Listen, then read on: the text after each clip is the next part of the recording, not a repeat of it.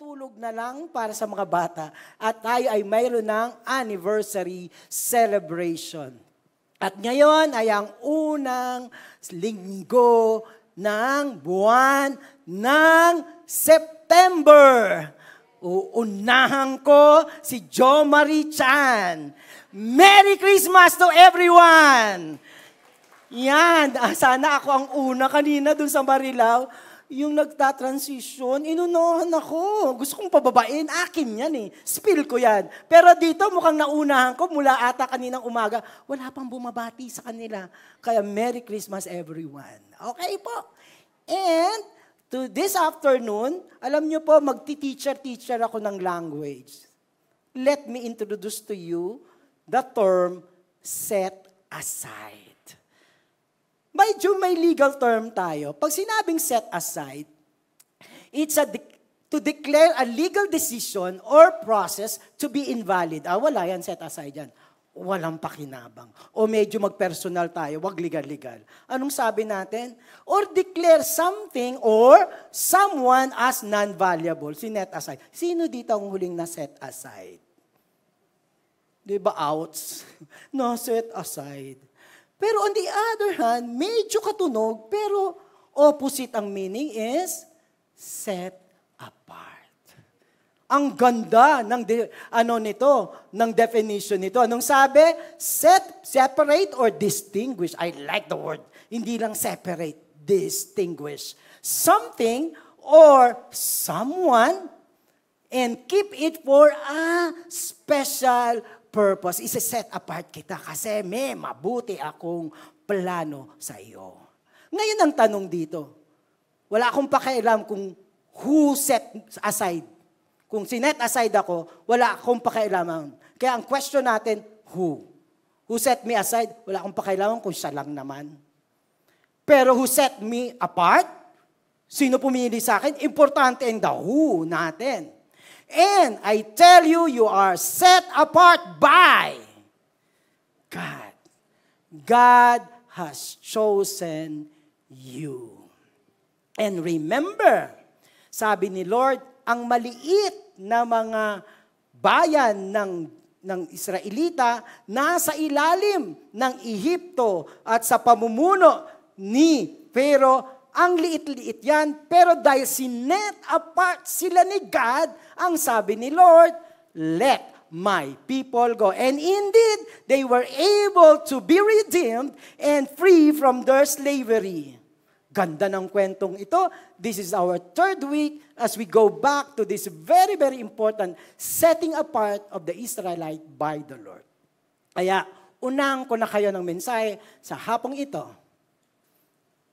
Pinagpala ang mga nasa kamay ng Diyos. Kabilang ka ba doon? Yes. Lagot kayo pag hindi kayo nag-yes. Joke lang. Kabilang ka ba doon? Yes. Okay. Let us all stand up and let us read we are on the third week of our series, God's Grace Over His People, and we will be reading Exodus 8:20-24. Jump over tayo sa 10, verse 21-23. Thank you. Okay, ang ating text unang, yung Exodus 8, ay nasa page 29. Meron na po kayo? Parang kukulangin na ang ating Bible. Di ba po? Okay. So, let's read Exodus 8:20. 1, 2, 3, 4 p.m. people, read. Rise up early in the morning and present yourself to Pharaoh as he goes out to the water and say to him, Thus says the Lord, let my people go, that they may serve me, or else, if you will not let my people go, behold, I will send swarms of flies on you and your servant and your people into your houses, and the houses of the Egyptians shall be filled with swarms of flies, and also on the ground which they stand. But on a day I will set apart the land of Goshen, where my people dwell, so that no swarms of flies shall be there, that you may know that I am the Lord in the midst of the earth. Thus, I will put a division between my people and your people. Tomorrow, this sign shall happen. And the Lord did so. There came great swarms of lice into the house of Pharaoh and into his servants' houses throughout the land of Egypt, and the land was ruined by the swarms of lice. Let's jump over to 10. Wait lang po Yan. Page 31. Okay? Dun sa taas na taas, let's read. Then the Lord said to Moses, stretch out your hands towards heaven, that there may be darkness over the land of Egypt, a darkness to be felt. So Moses stretched out his hand towards heaven, and there was pitch darkness in all the land of Egypt 3 days. They did not see one another, nor did anyone rise from his place for 3 days. But all the people of Israel had lights where they live. Father, not only just reading, but going back to the actual happening.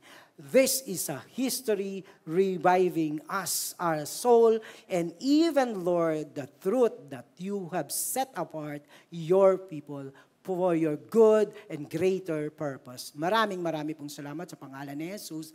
Amen. Be seated.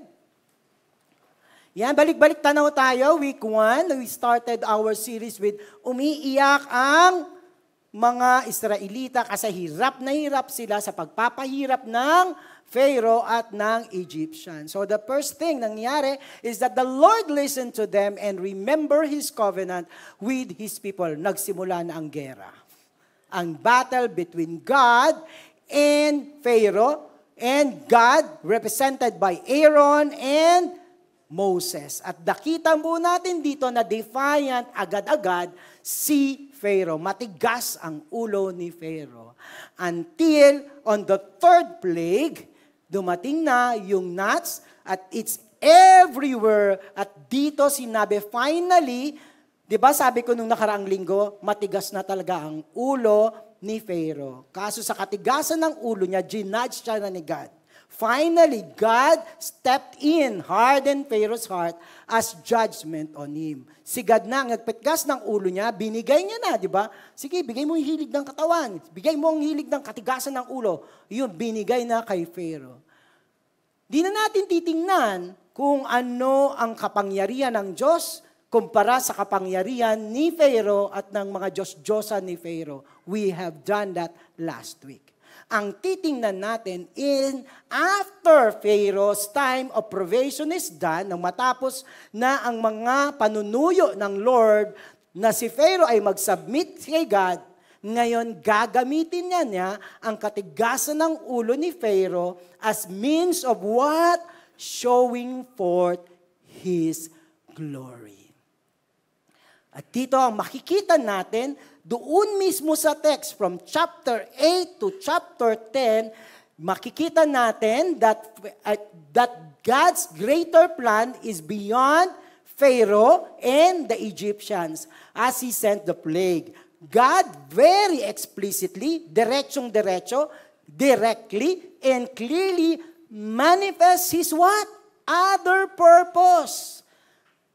Why He hardened the heart of Pharaoh. Titingnan na natin. Ang masarap nito, nung nag-aaral ako on the first reading, kita ko, Lord, obvious naman pala, may iba ka pang purpose. Bukod sa alisin mo lang ang Israel from slavery at palalayain mo sila, dadali mo sila sa promised land, meron siyang mga direktang mga purpose, kaya ang tigas ng ulo ni Pharaoh. Kaya imbis na 3 plagues lang, naging 10. At dito natin didiscoverin, ang sarap magbasa ng Biblia kasi nandoon ang sagot. First, after the gnats, that's the 3rd plagues, comes the 4th. Ano yung 4th plagues? Swarms of lice. Yung lice doon ay hindi yung parang langaw lang. O, kung nadidiri kayo sa langaw, mas nadidiri kayo sa bangaw, right? Hindi lang basta bangaw to. Para silang beetle na kinakain nila kahit kahoy. So ganun katindi yun. Anong sabi ng Lord? Thus says the Lord, let my people go that they may serve me. And the Lord did so. there came great swarms of flies into the house of Pharaoh and into his servant's house throughout all the land of Egypt, and the land was ruined by the swarms of flies. Ang tawag dito sa mga flies na ito ay, pakibasa nga po, karkalake. O di ba yan palang parang kumakain na? Pangalan pa lang ng pangalan, di ba? Kala nyo po itong beetle-like na ito na flies is represented o kapayinsan ng sun god nila. Tinuturing na Diyos nilang ng Egypt, si sun god. At yung mga lumilipad na ito ay kampo niya. Kaya yung mga Egyptian ay hindi nila pwedeng patayin.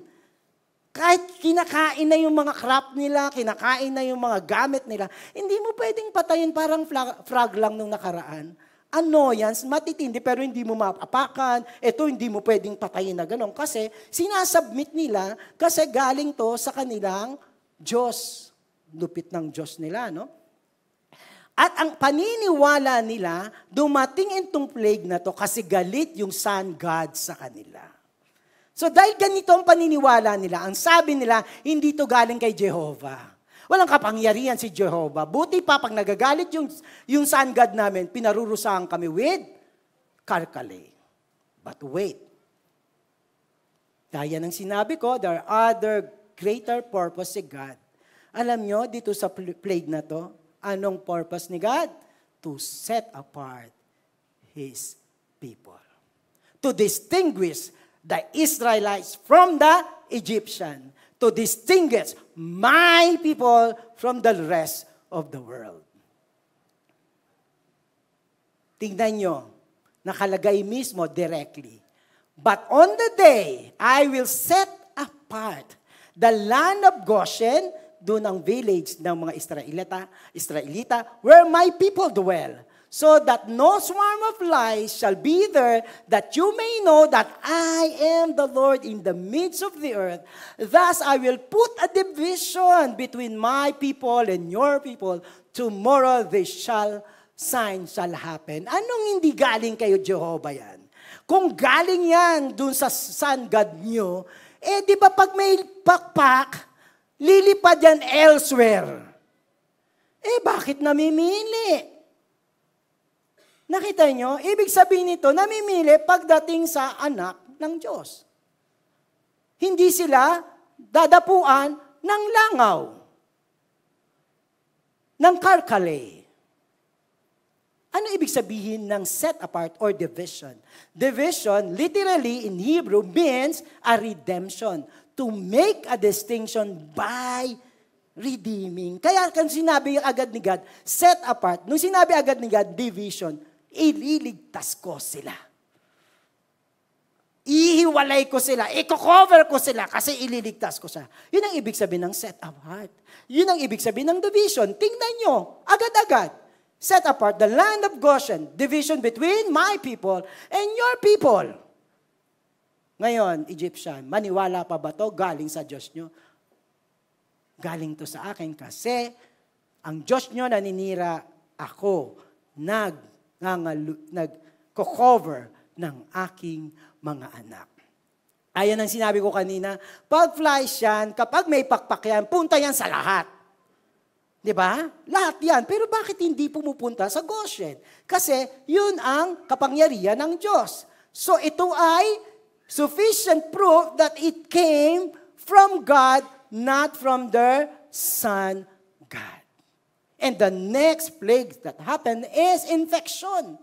Anong in-infect? Ang kanilang, anong sabi? Behold, the hand of the Lord will fall with a very severe plague upon your livestock. Pag sinabing livestock, kabuhayan.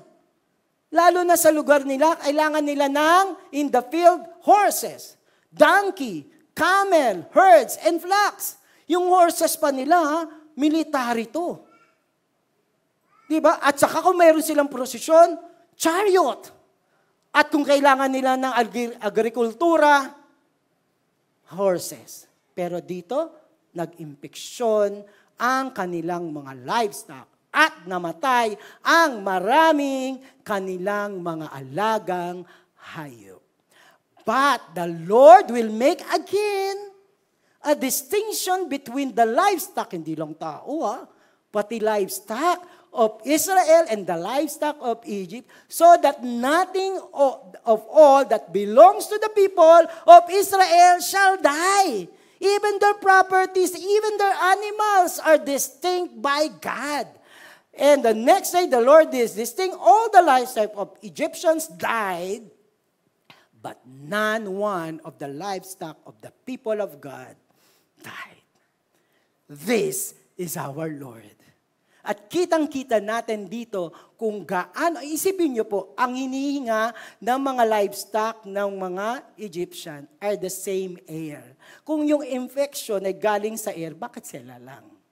Kung tubig lang naman, pare-parehong tubig, bakit sila lang? Grabe si God magkaroon ng distinction para sabihin ang aking mga anak ay akin. This is a significant, even marvelous division and redemption of God. Kaya, kung ayaw nyo pa yan, kung ayaw nyo pang maniwalang pabor si God sa inyo, eto pa, may 2 chapters pa tayo. Look, in chapter 9, verse 25, yung hail struck down everything that was in the field in all the land of Egypt, both man and beast. And the hail struck down every plant of the field and broke every tree of the field. Only in the land of Goshen, where the people of Israel were, was there no hail. Bakit ko inuulit? Para pag nagbabasa kayo sa Bible, makikita nyo, oo nga, di ba? Nakita nyo yung presentation? Di ibig sabihin, kailangan lang natin basahin ng basahin, nakikita na kagad natin. The purpose has been given. Right? The distinction of the people of God. Verse 10, di pa tayo tapos. Moses stretched out his hand towards heaven, and there was pitch darkness in all the land of Egypt 3 days. They did not see one another, nor did anyone rise from his place for 3 days. Again, please read the white font. 1, 2, 3, go! Sarap basahin, no? Ang sarap makaramdam na ikaw ay anak ng Diyos at pinagpapala ng Diyos. Kaya ulitin ko, pinagpapala ng Diyos ang mga nasa kamay niya. At this point of journey in your faith in God, remember, there is no safer place, there is no blessed place than in the hands of God. Ngayon, kung medyo palayo-layo ka na, halika, balik. Kasi wala nang ligtas na lugar maliban sa kamay at pagmamahal at proteksyon ng Diyos. Kaya walang alisan. So mag-transition muna tayo. Kanina, field, tapos mga animals. This time, on the 6th na ba to? Sa Exodus 9, verse 11, tingnan nyo, ang inatake naman is, and the magician could not stand before Moses because of the boils, pigsa. For the boils came upon the magicians and upon all the Egyptians. In fact, hindi sila makaharap kay Moses. Kasi ang dami nilang pigsa. At yung pigsa nila ay hindi simple. Mainit, may infeksyon. Alam nyo ano natitret? Yung kanilang buhay. And alam nyo po dito, sabi ko nga, property, sumunod, hayop. Ngayon naman, sino ang threatened? Mismong buhay ng mga Egyptians. At hiyang-hiya sila na humarap kina Moses, all because tad-tad sila ng boils. At this point, the first plague which attacked and endangered the life of men is the plague ng boils. Ikaw, Parao, nasa kamay mo o sa katigasan ng iyong ulo ang buhay ng mga taong nasasakupan mo. Ito yung dating nito kay Moses. Kaya, the next greater purpose ni God is to distinguish Himself in all the earth. Ang first, to distinguish His people, ngayon siya mismo ang i-distinguish niya. Look at the rendering of chapter 9, verse 14. For this time I will send all my plagues on you yourself. Ikaw mismo. Hindi ka matamaan kapag ibang tao eh. On you yourself, mamaya I'll go back to that, and your servant and your people, so that you may know again that there is none like me in all the earth. Yung voice na pagdating para malaman mismo ni Pharaoh na wala nang iba pang Diyos. Wala nang lalapit sa level ni God. May biruan kami dyan sa office eh. Nakwento ko na sa inyo, o bang L130 lang. Si Lloyd, ang pangalan, si Mar Lloyd, yung director na, Mar Lloyd, kasi minsan natatawag namin, Lord, nagaganon. Kaya, the Lord, susunod na si Mar Lloyd. Dumating si James, na kung mag-fasting, kami nga, meal.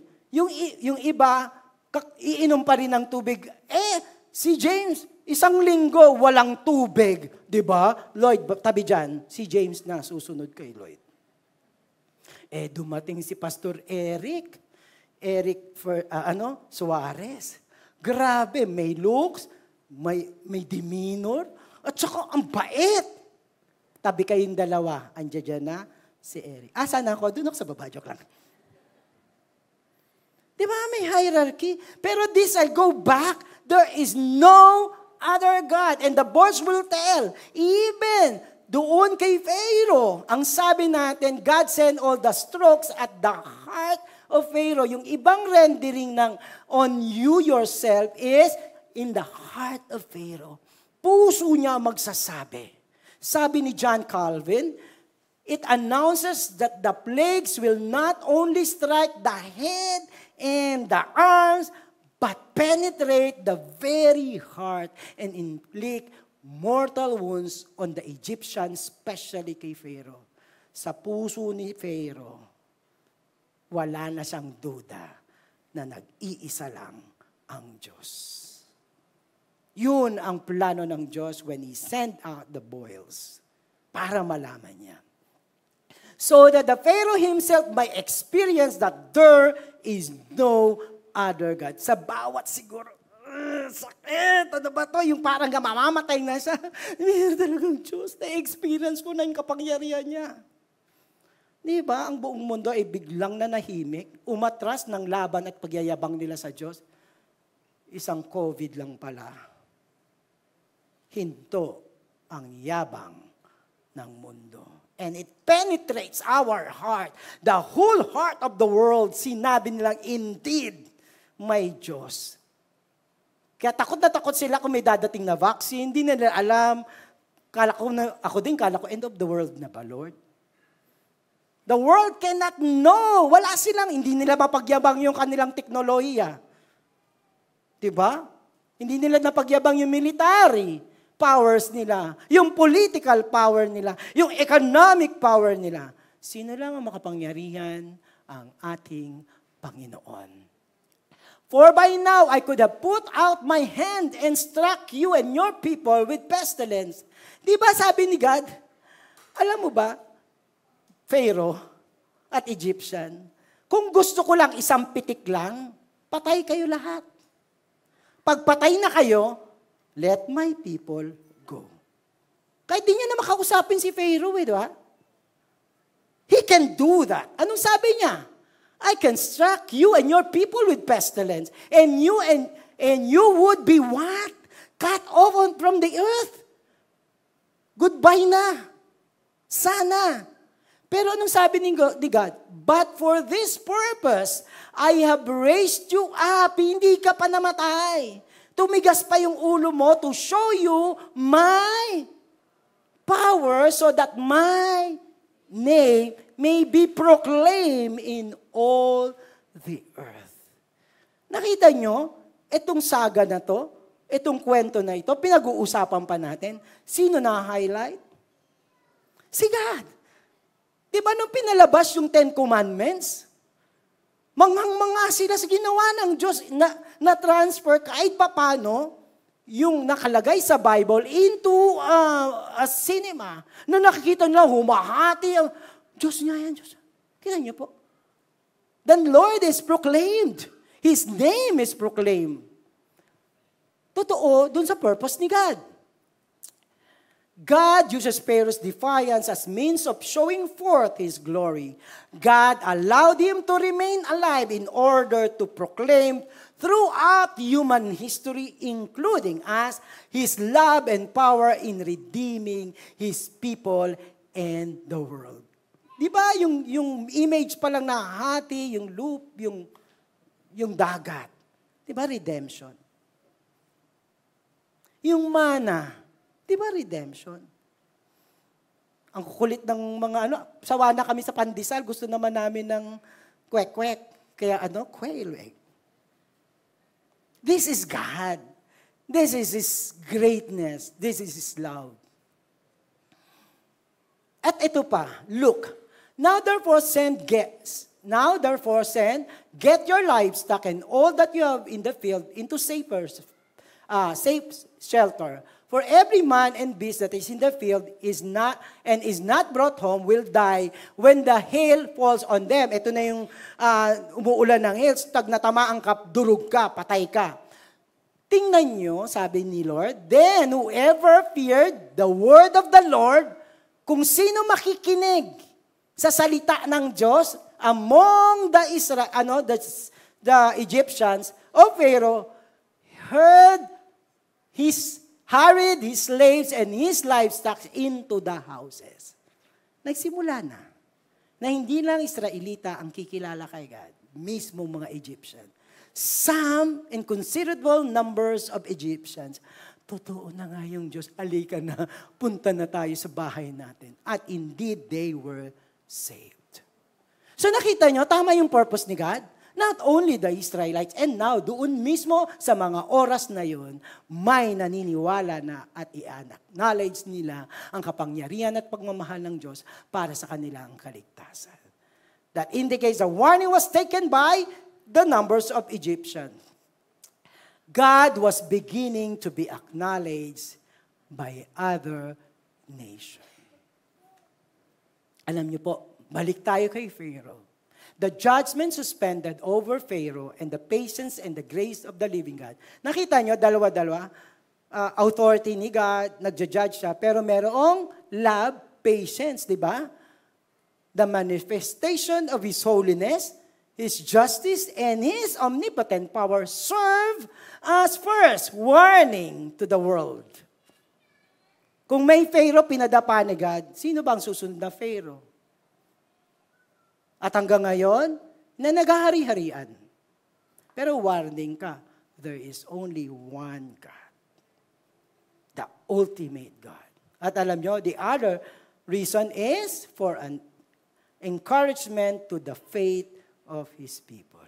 Di ba habang sinasabi natin to, inaaral natin to, di ba sabi mo, salamat Lord, nakilala kita. Salamat Lord, umattend ako. Salamat Lord, naging Christian ako because I am in your care and in your hands.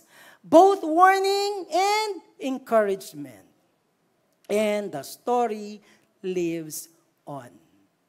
The report of His glory never cease to be spread to all the world. Nagsisimula tayo sa Old Testament in the book of Exodus, just the second book in the Bible, hanggang sa Revelation, hanggang sa panahon ngayon, na kikilala ang glory at kwento ng Diyos na mag-encourage at naglalapit sa taong manalig kay Jesus. At kasama sa kwento na yan ay ang kwento mo. Huwag na tayong lumayo pa. Ang kapangyarihan ng pagmamahal at pag-ibig ng Diyos is manifested fully when Jesus died on the cross. And He did not die and died forever, but He resurrected. This is the more glorious report of how good and powerful our God is. Moving on, tingnan natin yan ha. Hindi, eto na. Tayo nga, kumbinsido na eh. Kala nyo na kumbinsido si Pharaoh? Di ba matigas ang ulo niya? Okay, but when Moses saw that the rain and the hail and the thunder had ceased, umano na siya eh. Nakipag-ayos na siya. Sabi, uminto na. He sinned yet again and hardened his heart, and he and his servant. So the heart of Pharaoh was hardened, and he did not let the people go, just as the Lord spoken to Moses. But the Lord may handa na. Lipat na tayo ng chapter, in chapter 10, verse 1. Then the Lord said to Moses, go into Pharaoh, for I have hardened, siya na mismo nagsabi, his heart, and the heart of his servant. Bakit niya hinarden yung heart? That I may show this sign of mine among them. May sign pa si Lord. Nakadalawa na tayo, di ba?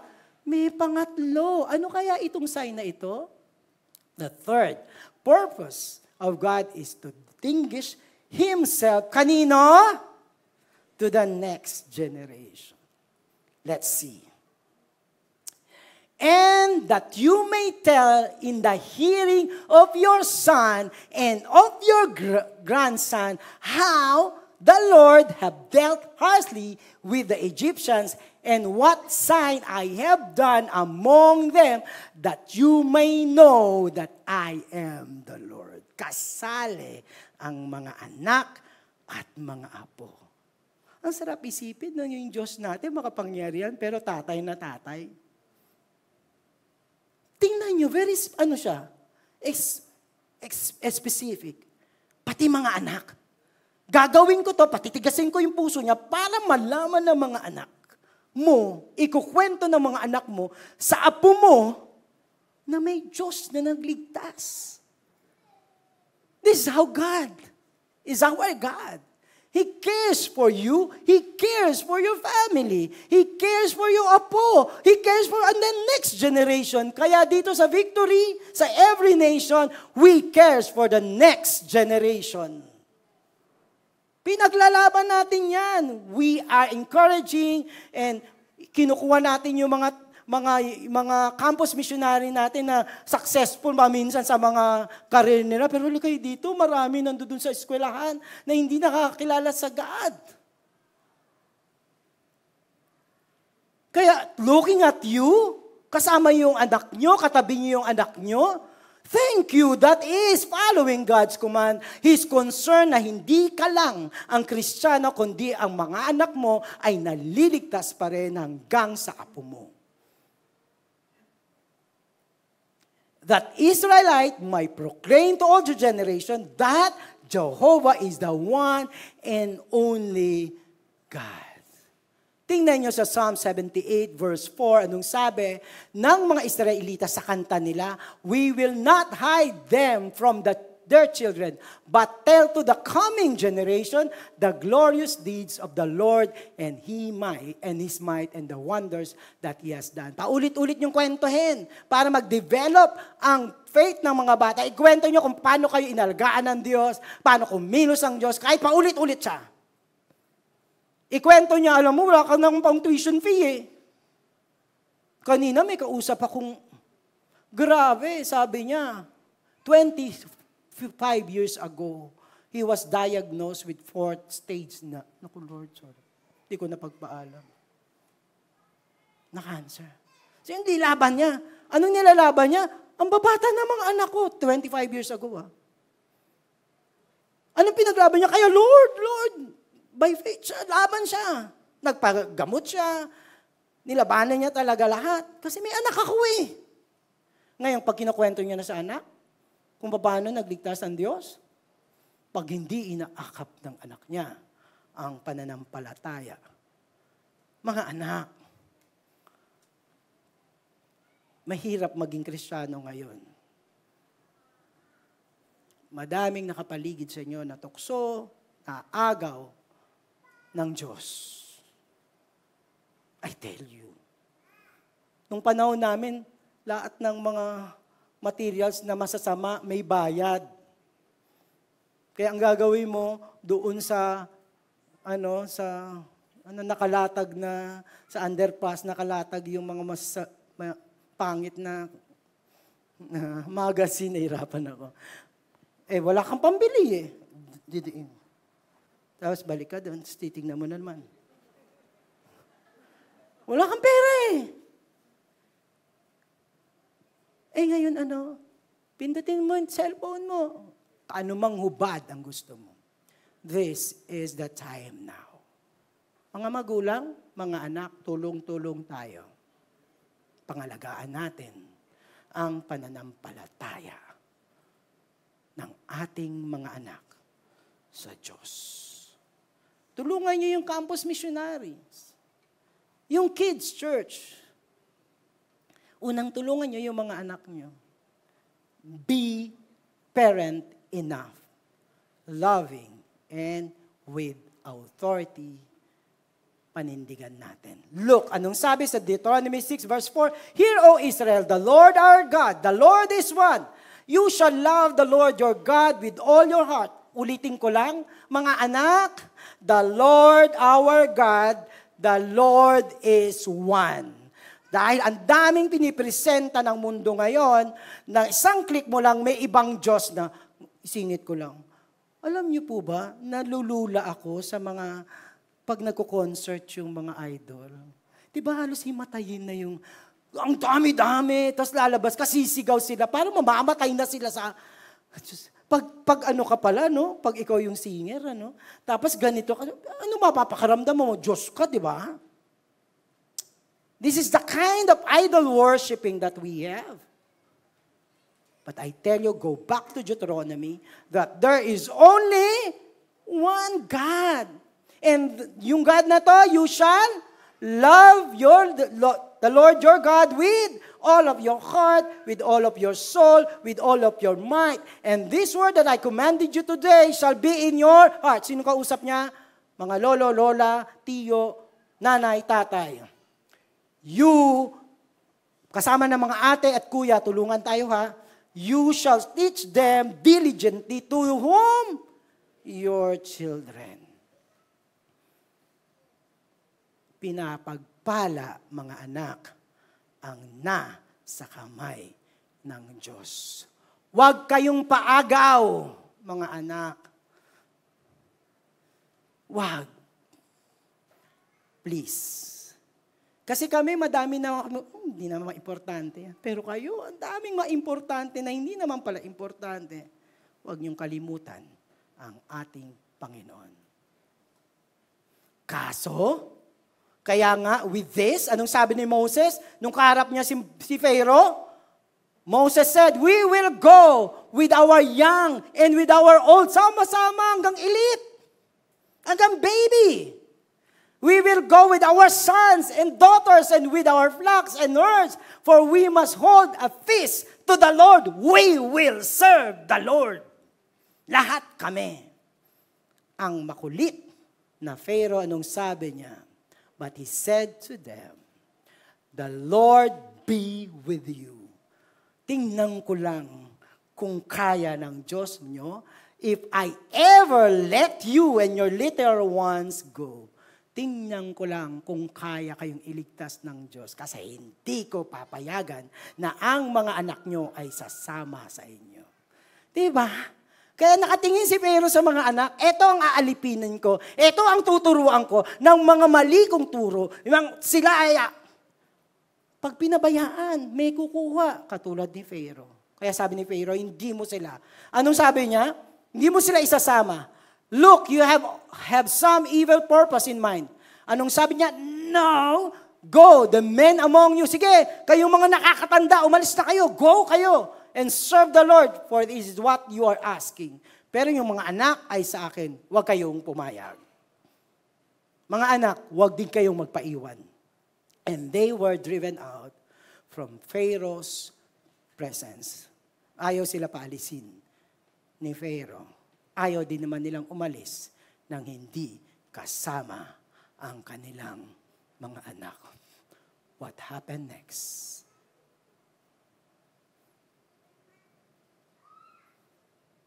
Nagdilim.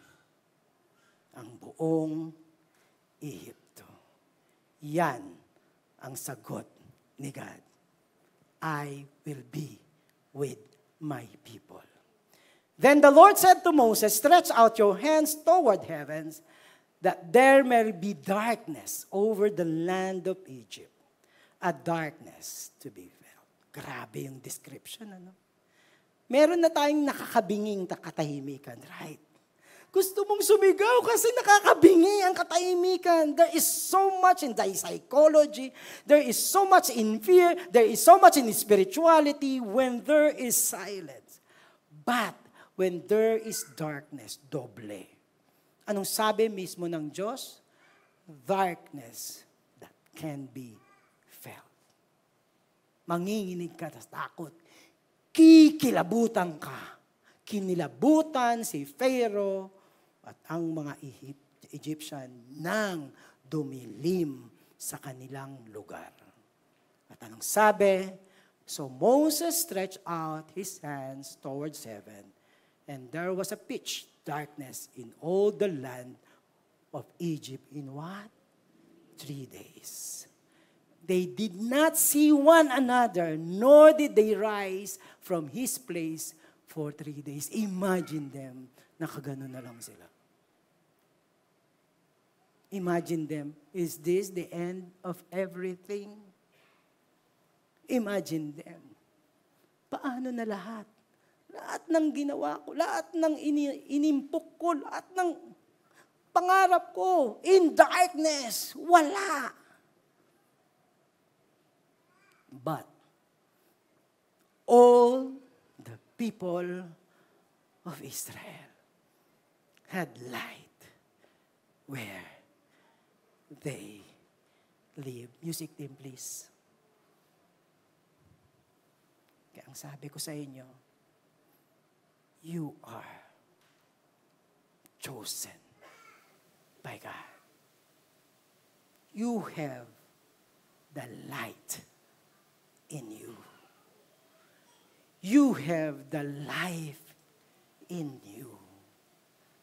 Pinagpapala ang nasa kamay ng Diyos. Pasalamat tayo dahil kinupkup tayo ngayon ng ating Diyos. At this time, if ever, Lord, ang tanong mo, para rin naman akong nasa Egypt. Nalilito din ako. Medyo madilim din naman eh.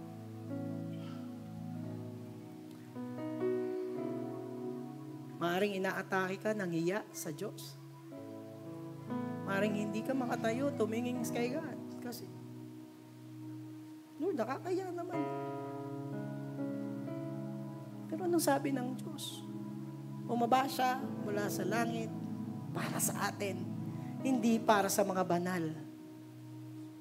Kaya if sin is distracting us to stand in confidence before God, the blood of Jesus will rescue and make us whole.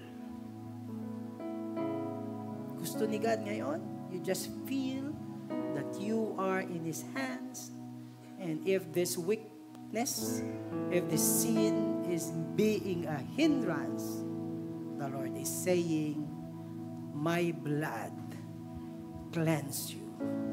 The Lord is saying, I have forgiven you. And if ever at this time, parang hindi naman ako katulad nila eh. Okay kay God?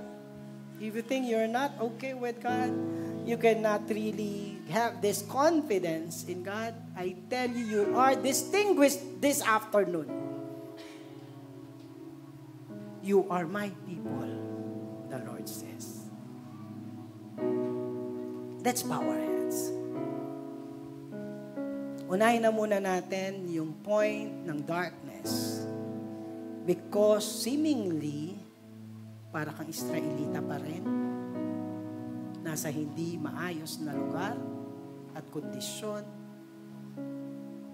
ang sabi ng Diyos, I will let you go from darkness. Makipag-usap ka kay God.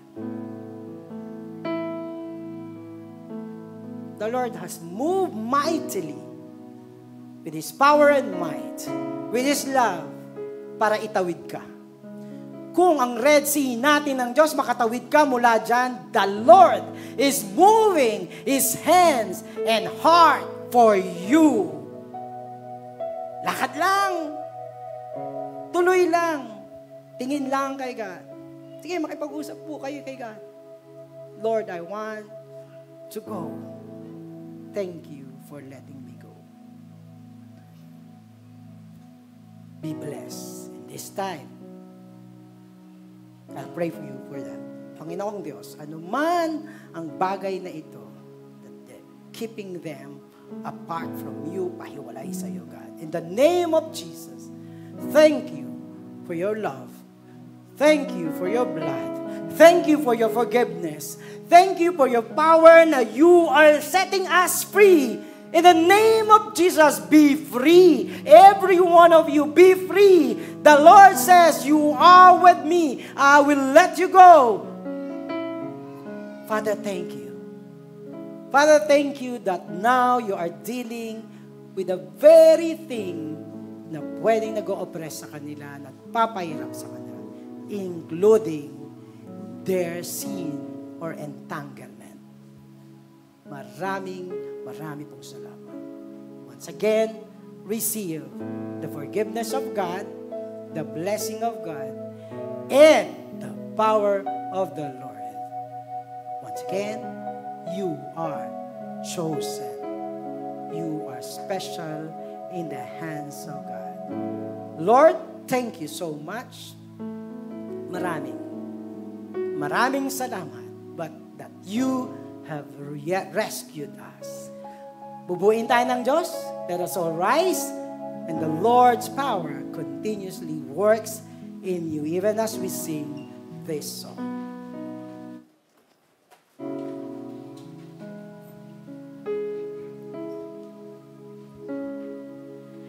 You have rescued me. You have rescued me.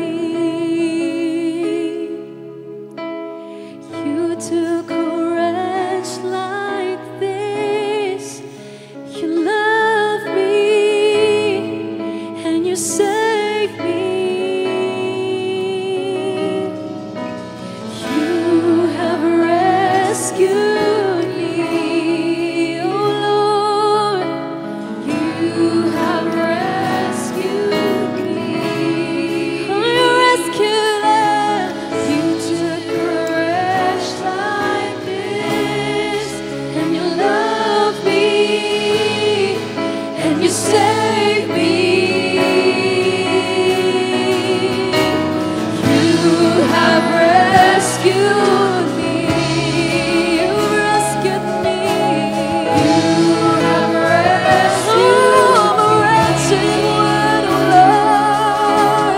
You took a wretch like this, and you loved me, and you saved me. You have rescued me. You have rescued me. You took a wretch like this, and you loved me, and you saved me. 'Cause you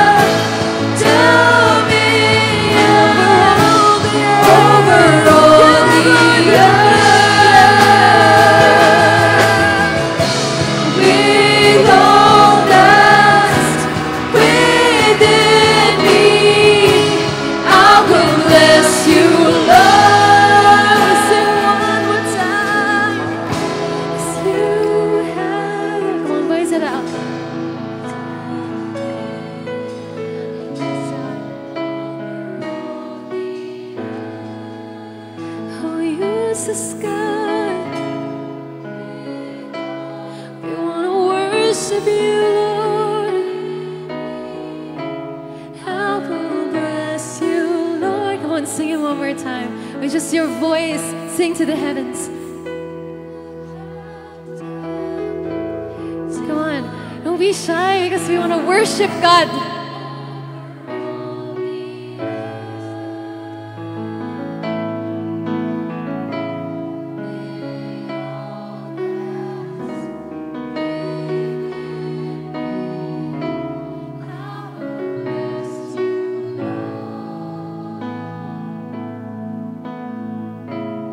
Lord, we will bless you. This place and this time, we declare that you are the one and only God. Our God, this church God, this province God, this world God. Lord, you are the one. And we are humbled by your proclamation that you are our God. We are your people. In the name of the Father, the Son, and the Holy Spirit, and let us clap our hands and thank God. Amen and amen. Lord, muli, maraming pong salamat. Magandang hapon po sa inyong lahat. We'll see each other on the 4th week of the Road Out series. Marami pong salamat ulit.